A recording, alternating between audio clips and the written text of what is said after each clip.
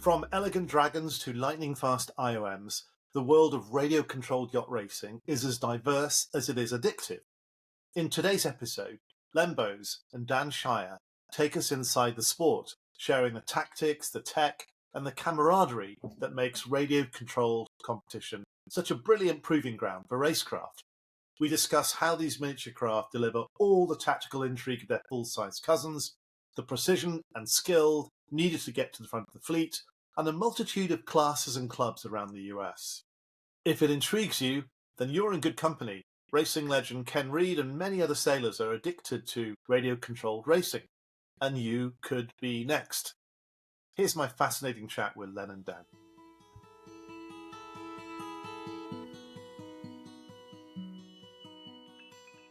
So Dan and Len, welcome to Sailfaster. Really appreciate you taking part. Yeah, no problem. Yes, thanks for having us, Pete. Yeah, it's a pleasure. Tell us about radio control sailing. I mean, or radio control racing. It's a fast-growing sector of yacht racing. Why is that? You know, what's going on? I'll take a stab at it first, and I'm sure Dan will have his idea. You know, for me, I sailed my IOM or my Dragonflight 95 just this week, 36 races alone. So while you're doing that, you're the helmsman, you're the tactician, you're the sail trimmer, you're the mechanic, you're the team leader. It's really easy to get good crew and reliable crew. And there's no leftover sandwiches at the end of the day. And I'm really excited that I found a class or RC boats that allows me to stay competitive. It makes me think I'm still getting better at the sport. Because with the keel boats, I've had my day, and it's just harder for me to reach my feet and move the sailbags around and do all the things I'm supposed to in the competitive atmosphere of offshore sailing or even buoy sailing. I filled that niche with RC sailing. So 36 races in a week. Are they all in and around San Diego? Or did you travel? Dan's up in Seattle. I'm in Newport Beach, and I sail out of a little local pond at Mason Lake near the UC Irvine campus. So I live in the Orange County bubble. I thought you were in San Diego. I guess that's where some of the video came from. Yes, we're down there quite often. Dan, what about you? What drew you to radio control sailing? Well, I have an interesting path that got me here because I didn't ever really race or sail full-size boats. I didn't have any sailing background whatsoever. I flew remote control planes because I figured I'd drive a car every day, I'd drive a boat every day, but I can't afford a plane, but I could afford remote control planes. And then I got into remote control cars, and racing the cars was really fun. Really, I liked the competition. I liked the challenge. And then one day I was drinking beer on my back patio with my brother-in-law, staring at the lake going, hey, we should get some remote control boats. And so I was a self-fulfilling prophecy. I went and bought a used Victoria off Craigslist. And then I just showed you a video of my workshop here, Pete. I got boats everywhere. I found the local clubs, and then I got into racing. It's really a great community, welcoming people willing to teach with you and share. I've been up with the top sailors, and I go, what are our numbers, right? We got all these measurements to tune the sails, boom angles and twist and depth in the sails. And they go, here, go ahead and measure away. Everything's really open.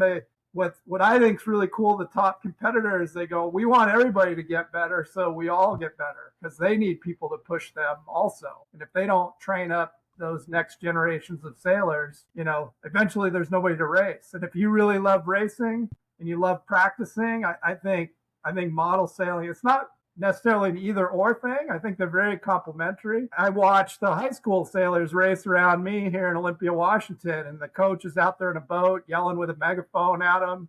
And I'm like, that kid's not hearing a word they're saying. But I can teach a 10-year-old how to sail a model boat. I'm standing right next to him on the dock. I go, hey, why don't you come up a little bit, right? Or why don't you go ahead and tack right behind that guy? Or why don't you duck that boat? And I know they hear me. I don't have to yell. I think it's a great, quick way to get tons of repetition in, lots of great coaching. You could be a year at dinghy sailing. You probably in 2 weekends get more rules situations and opportunities to learn with model boats than you ever would on a full-size boat. I thought I'd really hate it because I'm like, it's slow. At the best, we're maybe a slow jog when we're going downwind. Boats maybe 4 miles per hour, but when everybody's got the same one design boat and you're trying to go that little bit faster or just have a different racing line and strategies and tactics. So I had to learn all that stuff. I didn't know any of the racing rules of sailing. I didn't know any right of way stuff. So it was just, in the beginning, it was drinking through the fire hose. But now I'm about 4 years in and I can do okay. You know, it's really interesting that you said that it's slow. When I look at those videos, what I thought was, whoa, this is really fast on the start line. You've really got to, this is like fast, very fast dinghy sailing. I mean, it may be 4 miles an hour, but the course is so short that you're down. I actually did some math on it. Yeah, so our typical course might be from, windward marks to leeward gates, might be 100 yards long. If we are sailing a 1 meter boat, 1 meter a second is like 2.5 miles an hour. So if I had a 30 meter boat, that equivalent of 1 meter per second would be like 67 miles per hour. And no monohull is going to go 67 miles an hour. So that's, one of the big differences between the model boats and a full-size boat, keel boat, people boat, whatever we want to call it. It's just the speed that things happen. One of the good sailing tenets is getting your head out of the boat, looking ahead. In model boats, you really have to do it like a champ.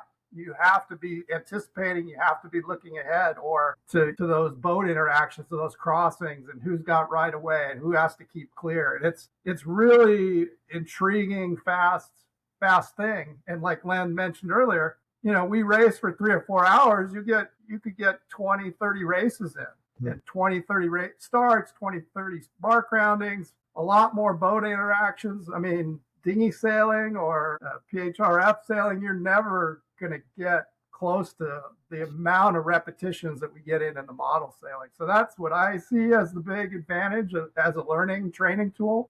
Len, you're a offshore sailor. Dan, you came up through other radio control things. Is that a sort of representative sample of the type of people who do this? By the way, before you answer that, I'm now recalling Kenny Reed talking about his obsession with RC racing. I think against his brother primarily. That was really interesting. So, is it a complete cross section of people like that? I see a lot of people like myself that have come from offshore sailing. I'm standing next to the same guys I sailed in college with. I'm standing next to the guys I did all the different fleets I've participated in the years. For me, it's we just can't compete, in dinghies anymore because we just can't get under the boom anymore, past our bellies anymore. And all the reasons I talked about offshore. So I'm standing next to all my good friends, which makes it that much funner. And then we have, like what Dan just said, we have a blend of a lot of modelers who come into sailing.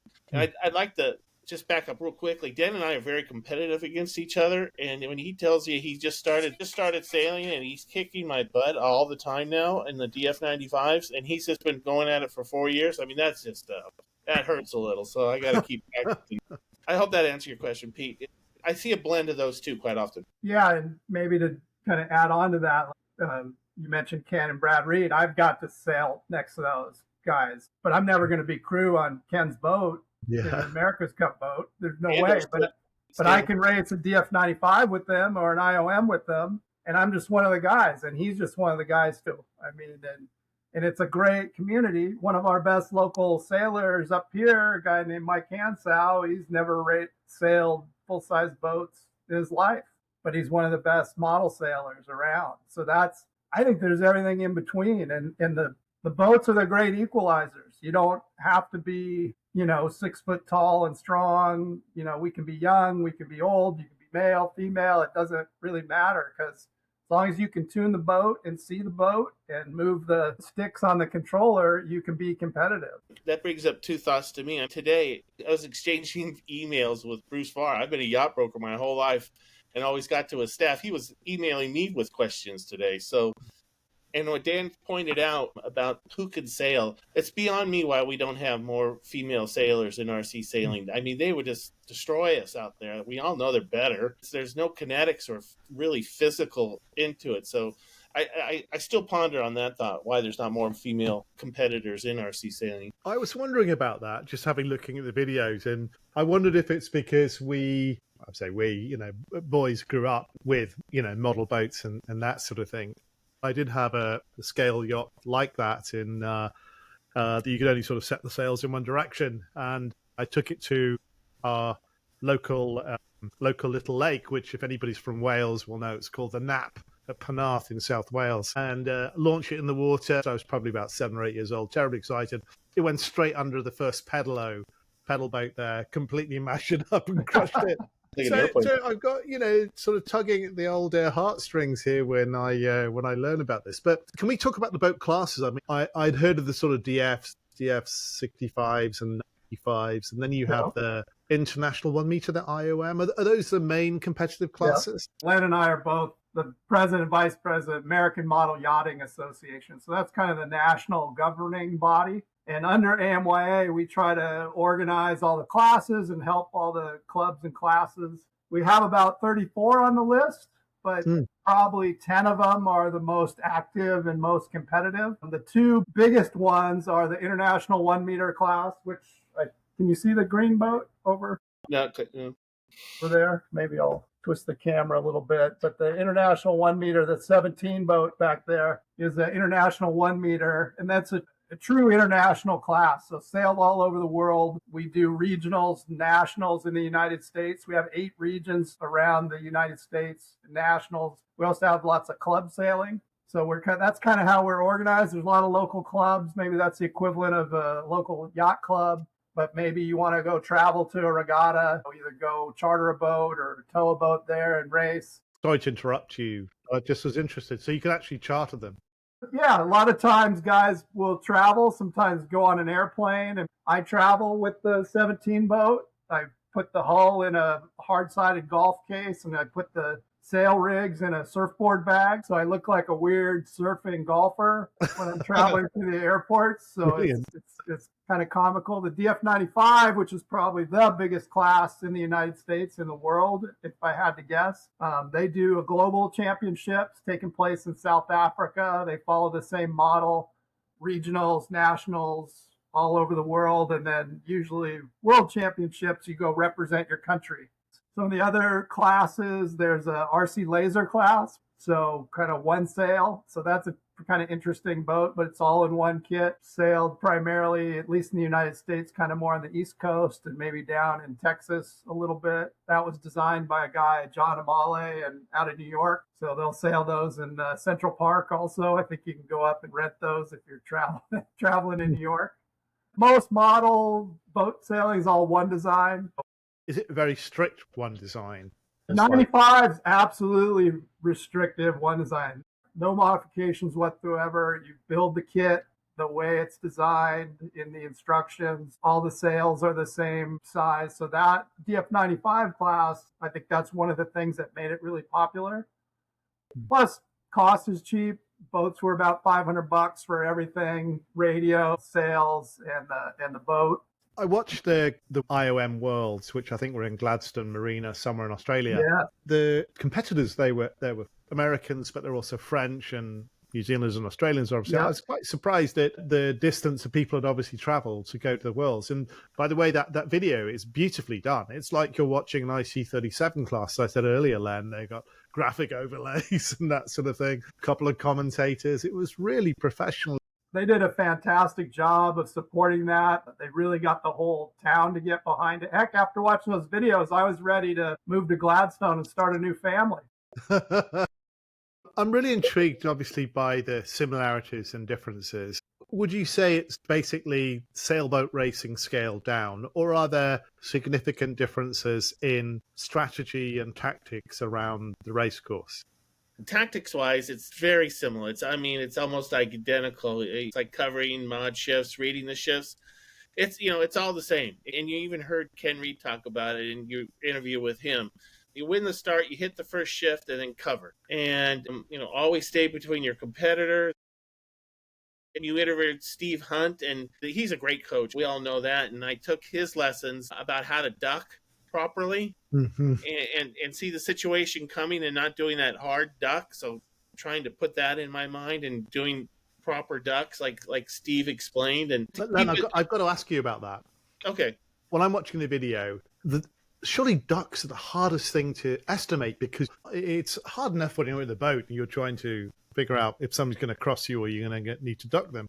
But if you're on the shore 100 yards away, how the hell do you manage that? Well, you go to your eye doctor and you get some really good glasses. Dan and I both are wondering why the eye doctors aren't advertising in our sport more. It's challenging. You have different venues. If you're close up, it's much easier. And like you saw in the IOM Nationals, those guys were struggling. They were limited to an observation area. They couldn't walk up the course, and they were looking at a great distance. Yeah, they were looking down. And then, yes, that is much more difficult. And we had an event in San Diego where in Sacramento this year, where I accidentally rounded weather marked and rounded down and holed my best friend's boat, in a big puff. But yes, it is difficult. Those ducks are difficult, and you just have to get better at seeing those occurrences. You can move up and down the course, right? Ideally, we set a course where the wind is blowing parallel to a shore or a dock.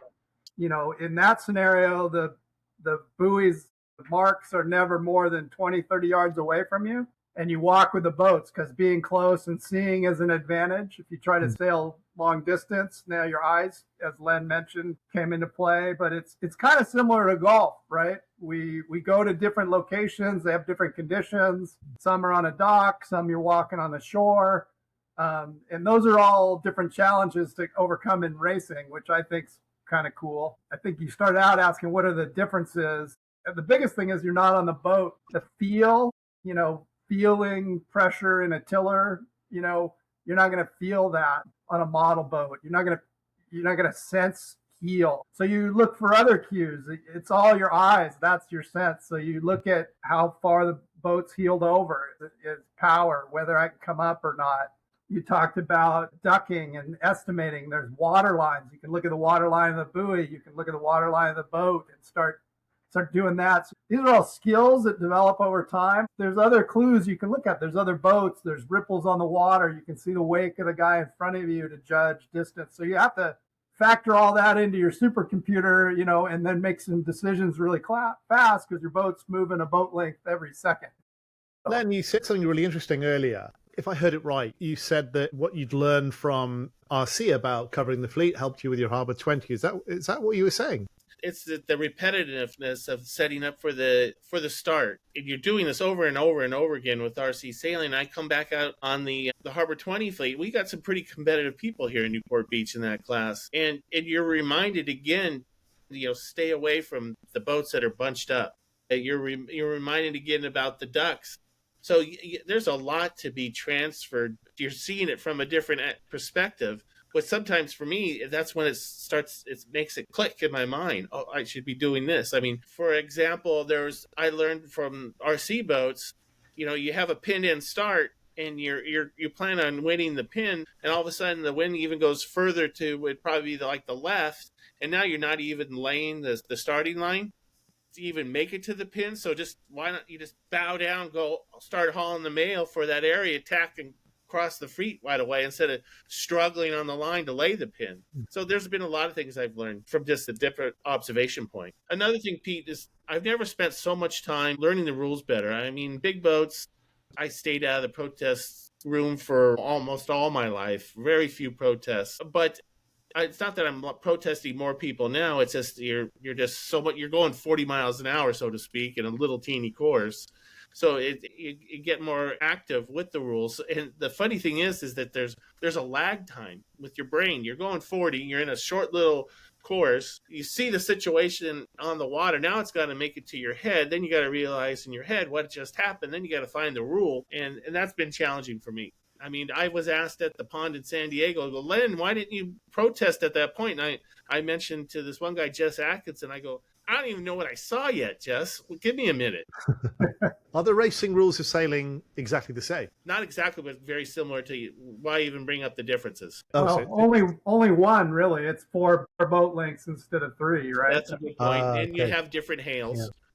Yeah. You don't use a boat name, or you use the sail digits. So if a number's 124, you hail 124.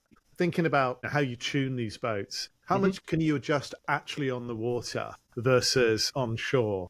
I'm just curious about what controls you actually have. Well, there's very little you can control on the water. So most radios might have different features, but about the only thing that I know of, we could sheet in, sheet out, turn left, turn right. But in terms of controls, there's no sail or rig tuning at that point. The only thing you really do is adjust. Maybe if your rudder doesn't seem centered, the boat's not sailing straight, you could, without bringing it in, you could readjust your rudder alignment. But I don't know of anything else. Dan, do you? No, yeah, this is one of the differences. So we sail these boats with what we call a 2-channel radio. One of the channels is the rudder, right, left. The other just lets the sheets in and out. Most all the boats, the main and the jib are coupled together, so they'll go in and out together. So usually your tuning is done on shore. You have all this sails adjustment. We got backstay, forestay, bang, a mast ram. We've got shrouds on the IOMs. So you look at the conditions. You might say, oh, it's flat water, or the wind came up since the last race. You might tighten things up really quickly,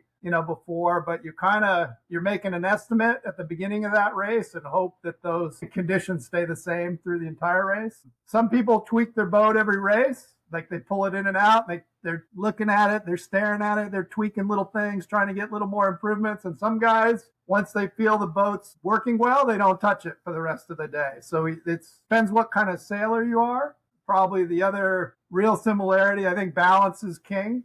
You're always trying to achieve that perfect balance and play the game of momentum. You want to set that boat on a point of sail and get your sheets and just let it run, right? Because every input we give in general just slows it down. So you try to minimize your inputs and minimize your maneuvers as you can, or do them absolutely as smooth as possible. I think that's maybe the other thing that's a great learning. While I'm not a big boat sailor, I listen to a lot of them talk when I'm racing with them. Learning how to do those maneuvers smoothly without slowing the boat down and staying powered up all the way through the maneuver is a huge advantage. So it sounds like there's a ton of similarities between radio control sailing and full keelboat sailing. But I'm wondering if there are certain tactics or things you do on an RC boat that you wouldn't do on a course. Len, what about that? Are there things you think, we only do that in RC sailing, or is it pretty much exactly the same? Well, being in a number of different one design keel boats, you're always looking at that rig. You have a general setting, right? Then you move it up or you move it down per the conditions. So we do a lot of that. The RC guys are doing it after every race. Quite often, the really good guys will pull their boat and either they have their ways of looking at things, measuring things. I mean, Mark Gollison is probably one of our top 5, definitely one of our top sailors in the U.S. And Mark does it all by the seat of the pants sailing. It's just all eyes, Then you have other guys that get their measuring thing out. But to get to your question, I'm spending more time paying attention to it now, to those fine tuning features. How far is the jib going out? So very similar, but maybe we're paying a little more attention to it now. Or at least I know I am. It really does sound like a good simulation of keelboat sailing. I imagine that if you're doing, 18 to 20 races in an evening or in a week, that's a lot of mark groundings. That's a lot of starts. And that surely just must help with keelboats, just in terms of just repetition, the rules, how things play out. Yeah. And I really took to heart what Ken Reed said in his interview. When you're doing those practices, you got to ask yourself each time, what have I learned? Otherwise, you're just kind of going sailing and racing. So I'm doing my best to say, okay, what did I learn on the course today? Because, I love it, and I go out sailing all the time, and I'm trying to pick those things out. So I really took to heart. I'm going to rewatch that Ken's video again, so I'd pick up a couple more. But asking yourself that question, what did I learn today, is quite important. What are the big events coming up? The big event for Dan and I with the 95 class is our Nationals. And we're very excited about this year. And it's going to be in Newport, Rhode Island in October at Sail Newport. And I've been in contact with Ken Reed a few times in the Sail Newport crew, and it's going to be a top shelf event. So I'm excited about that, and trying to beat Dan, of course, is going to be my first goal.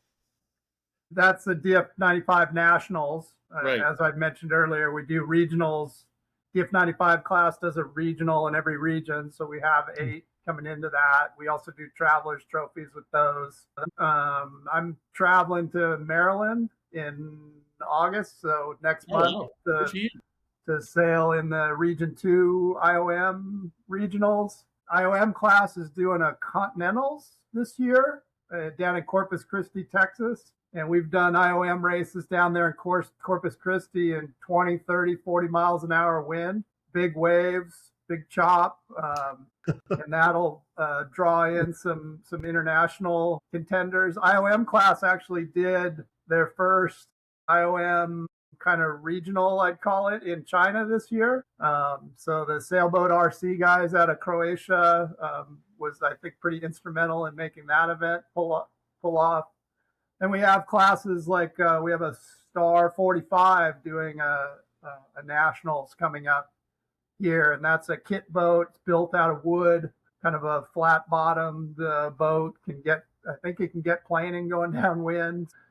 You know, RC sailing started, if you wanted to be an RC sailor, you had to be a model builder.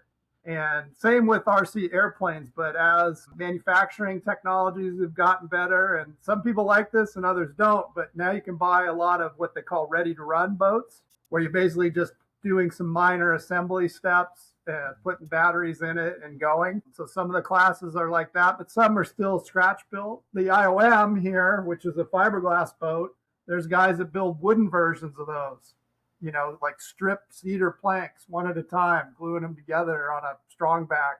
So one of the guys. These are people with a lot of time in their hands. Yeah.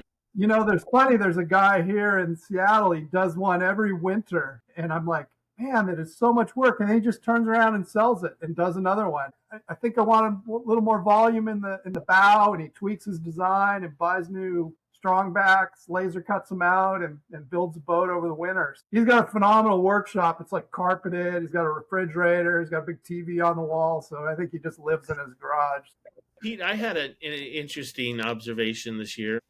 It was at the Dallas blowout. Dan was there, and it was blowing, probably pushing puffs up to 40. And, well, when you're on a keel boat, it's not that fun to sail in 40 knots of breeze. You know, someone could fall off the boat. Someone could get hit by something. The sheet could get wrapped around them. They could get down below and like in this year's Transpac, break a rib on a countertop by getting thrown into. So it wasn't all that fun at 40 knots. But I got to tell you, 40 knots in an RC boat, watching these boats fly out of the water like flying fish. The only thing I had to worry about was my hat flying off or my sunglasses flying off, and it took me a while to really relax and enjoy it. But because you're cutting down in rigs, we have an A rig for such a range. That's your light number 1, medium or all-purpose 1. Your number 2 is our 2 rig, 3, and we get down to a 4 rig. So that's basically almost your storm sail. It was fun sailing in 40 knots. There's no sort of data that you can see on shore. The only data we're taking, like Ken said, or I said in one of his tuning videos, he's looking at the weather in the morning, sets up his boat basically before he goes out in a static condition. Yeah. So we're looking at the weather. That's basically it. Some of the radios can transmit back some telemetry, but I don't know of anybody using it. You look away for an instant, and all of a sudden you start sailing somebody else's boat that looks like yours. That's embarrassing. Okay, that's a major difference. That doesn't happen. Yeah, that's why you see a lot of differentiation, some of the sail colors and numbers and hull colors. We try to do things like that because if all the boats look the same, you do end up sailing the wrong boat sometimes. And that is very frustrating. So how does somebody start this? What's your recommendation on somebody who would like to get into radio-controlled sailing? So I mentioned earlier on, the American Model Yachting Association here in the United States is kind of the organizing body. So when you go to our website at theamya.org, maybe we can share a bunch of links with you. You can put up with this afterwards when you post. We have all the clubs in the nation out there. We've got like 200 plus clubs around the United States. Obviously around the coasts are pretty heavily covered. Florida is its own region in itself. Southern California is pretty big. The East Coast is pretty big. North and South Carolina. Washington, we're doing okay up here. We've got a big sailing community, but the easiest way to get started is find your local club, tell them you're interested. Most clubs have a loaner boat. Most guys, they love kind of teaching new people, and you can try it for free. A lot of information on Facebook. Most every club has a Facebook page. I know some people love Facebook, others hate it, but a lot of the model sailing community is there, and we can communicate quickly and ask information and help each other. I'm working with a group right now. Was the Region 6 director, and that covers Hawaii, and I've got a new group sailing over there in Waikiki, so they're having a ball learning about radio sailing and growing their numbers. So, but yeah, I guess the short answer is go to the AMYA website, find a local club, and try to get your thumbs on a transmitter. Yeah, I think we do the same thing with any fleet, Pete. Even if it's keel boats, I'd say if you're in Newport Beach, you go down to the harbor and you look and see who's sailing. You get that boat because that's where the group is. If you're in Long Beach area or Port of LA, and you want to do something like that, you get a Lido 14 or they're very active, or the new Melges 15s are pretty active, and or the Cal 20s. So my answer is go to the club, like Dan said, see what they're sailing, and just get one of the boats that's the most popular. So the website is theamya.com. That's easy. Or presumably people would just search for radio controlled racing, yacht racing. Yeah, we'll pop up American Model Yachting Association. We're on Facebook. We've got our website, so all our contact information's out there. That's a good central clearinghouse. Super. So I'm really intrigued, for sure, because I just love the idea of repetition, of rules and mark groundings and starting tactics is really interesting. I think, first of all, I'm going to have to hunt down the bastard who crushed my original. But this sounds really interesting. I didn't realize the similarities between RC yacht racing and keelboat yacht racing. It's really interesting. Len, any final words? No, I just if you're like myself and offshore sailing you just can't do it anymore, consider this to fill that gap and join all your old friends again on the course. And we hope to see you out there. And boy, it'd really make us happy if you told us you gave it a try because you saw this video. That'd be wonderful. Len and Dan, thank you so much for taking the time. Really, very intriguing, really interesting. More power to you, because it's just another way of getting people into our sport, really, whether it's radio controlled or full size. I think it's absolutely great. This was great fun, and I'll talk model sailing with anybody. My wife's tired of listening to me, so I got to find some new people.